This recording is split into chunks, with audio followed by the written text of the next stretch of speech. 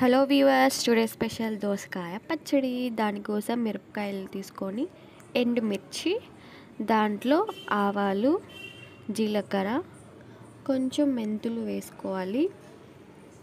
ముందుగా బాండీలో ఆయిల్ వేసుకొని మేము ముందుగా మిరపకాయలు వేయించుకోవాలి. ఆ తర్వాత మాత్రమే ఆ గింజలు వేయించుకోవాలి, లేకపోతే గింజలు తొందరగా మాడిపోతే మిరపకాయలు వేగవు. కాబట్టి ముందు మిరపకాయలు వేయించుకొని ఆఫ్టర్ దట్ జీలకర్ర ఈ మిక్స్ అన్నీ వేయించుకోవాలి. ఆ తర్వాత మిక్సీ గిన్నెలో చల్లార్చాక తీసుకోవాలి. నేను ఇక్కడ ధనియాలు వేయించడం మర్చిపోయాను కాబట్టి మళ్ళీ కొంచెం బాండీలో ధనియాలు వేయించుకొని ఆ ధనియాలు తీసుకొని మిక్సీలో వేసుకోవాలి.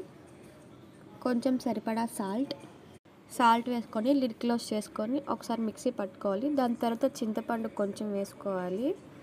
చింతపండు నలిగిన తర్వాత దోసకాయ ముక్కలు వేసుకోవాలి. కొన్ని పక్కన తీసి పెట్టుకోవాలి.